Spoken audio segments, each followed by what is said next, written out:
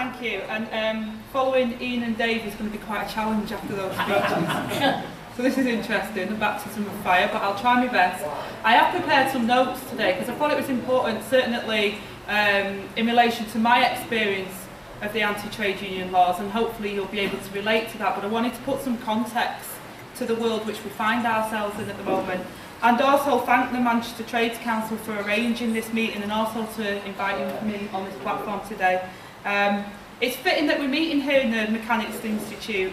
It's the birthplace of the TUC, you can see from the windows and the lectern there, so I'm really proud to be here.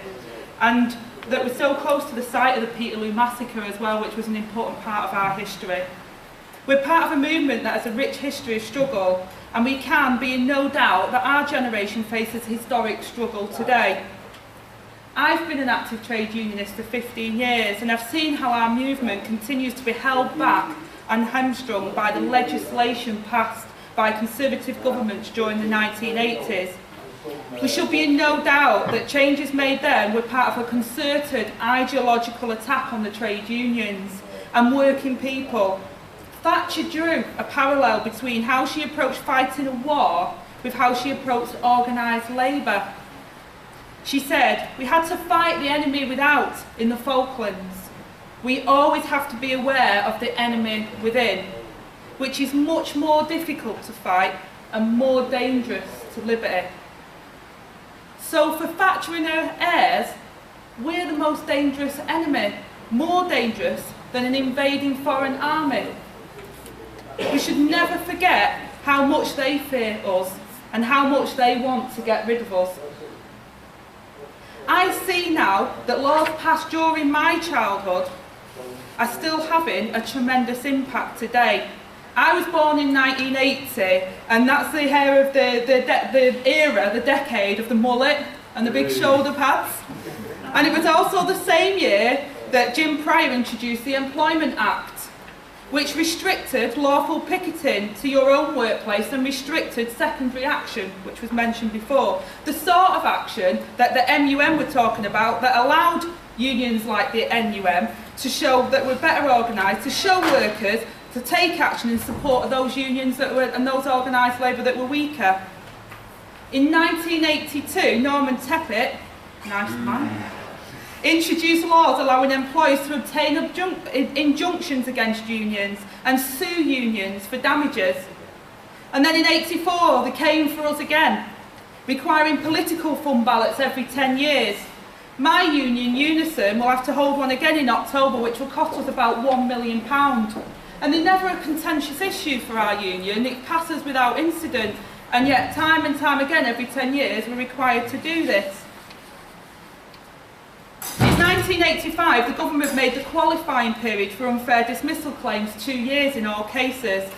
On taking office, the qualifying period at the time was just 6 months, and of course they immediately raised that to a year and then 2 years for small firms in 1980.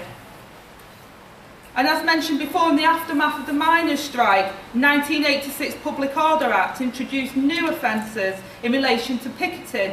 And then in the 1988, the Employment Act introduced by Norman Fowler, unions could be required to compensate members disciplined for non-compliance with majority decisions, the so-called SCAB Act, SCAB's Charter. And in 1989, another Employment Act and new restrictions on time off for pay for trade union duties. And 25 years on from that, and the coalition government have their sights set in this arena again. Then we had the 1990 Employment Act making all secondary action unlawful and unions becoming liable for action induced by any official. So 10 years, 6 Employment Acts, and by the time I got out of primary school, the world was a very different place. The replacement of Thatcher with Major didn't turn the tide. In 1993, Trade Union Reform and Employment Rights Act brought in the requirement to give 7 days notice of ballots and of action, and required all ballots to be conducted by post. These changes, which put a stranglehold on our ability to ballot, can be seen at the root cause of the issues on turnout today, which in turn are being held against us today. for the reason to give us yet more barriers to overcome. In 1993, also saw the requirement of written consent for check-off every 3 years, placing greater bureaucratic requirements on us. So we've experienced as a movement attack upon attack upon attack. Each Employment Act saw the rules changed against the interest of working people. Some attacks were aimed at individual employment rights and some aimed at unions and functions and organisations, some aimed at creating greater obstacles to effective industrial action. And I'll just come back to the new Labour years. They did bring some respite, but I have to agree with my colleagues in regards to the Blair years. They certainly didn't promise to do everything that they promised to do. They did do some things though. We can't forget that we got the minimum wage, the working time regulations, improved maternity and paternity leave entitlements and flexible working request process, and of course the statutory recognition process. But of course these were modest improvements, particularly in regard to collective rights. Blair could still boast of how the UK labour market was amongst the most deregulated in the Western world. And it's shameful that he thought that it was okay to boast about those things. New Labour intended to present their limited reforms as somehow marking a final settlement in how industrial relations landscape should look. And we have to categorically reject that. Our goal is to repeal the anti-trade union laws in the 80s.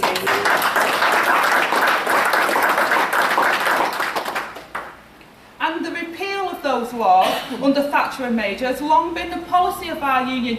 Time and time again we vote and we make that our policy. Since 2010 the attack has resumed again in earnest. We've seen the introduction of employment tribunal fees. 80% drop. Where's justice for working people now? There isn't any. Access to the tribunal system has also been denied. Millions of workers have not yet been in employment for 2 years. 2 years! You could be employed for 18 months then, sorry, your services are not required. No redress whatsoever. We've seen the requirements on employers to collectively consult workers in redundancy situation relax, and the cheaper provisions, you might as well rip them up, they're not worth the paper they're written on now. These changes are deliberately designed to make it easier for employers to get rid of workers, whether through redundancy or through outsourcing of their jobs. How many times have we been reorganised and told, oh, you're at risk, and then you've got to take less terms and conditions? And of course, the most recent trick in the book, the Gagging Act. It came into effect yesterday, putting limits on the activities of unions and other civil society and organisations in the run-up to the general election in May. While we will have to account for every penny spent, the political parties and newspapers will face no such regulators. So the Tories are all right to be bankrolled by big Tory donors, but we can't. Our money's the most regulated and the most disciplined and regulated in the whole of the political process. We are again in a period where individual and collective employment rights are under attack. Make no mistakes. Since 1980, these attacks have been accompanied by a sustained fall in the share of national income in paid wages and a sustained increase in the share taken in profits.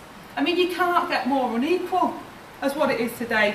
We have the book, The Spirit Level, where it shows about the inequalities and the growth of inequalities and how bad that is for everybody in society. And yet, in one of the richest countries in the world, we've got people like that going to food banks.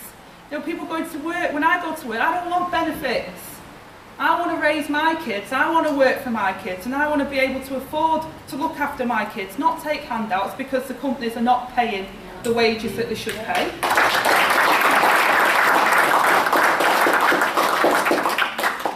And of course we know that there's more, these yet worse reforms to come. We frequently hear the Conservative politicians declaring their intention to intensify the attacks on us in the next Parliament.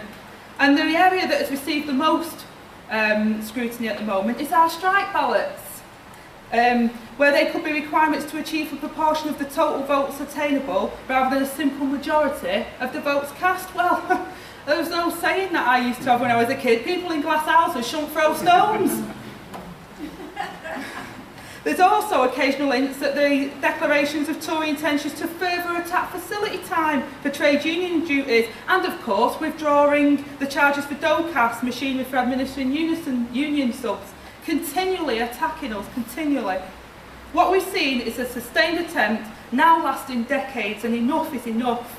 They make it harder for unions to function effectively, and we've seen a decline in our ability to collective bargain and what that's done to our society in general. But what can we do about it?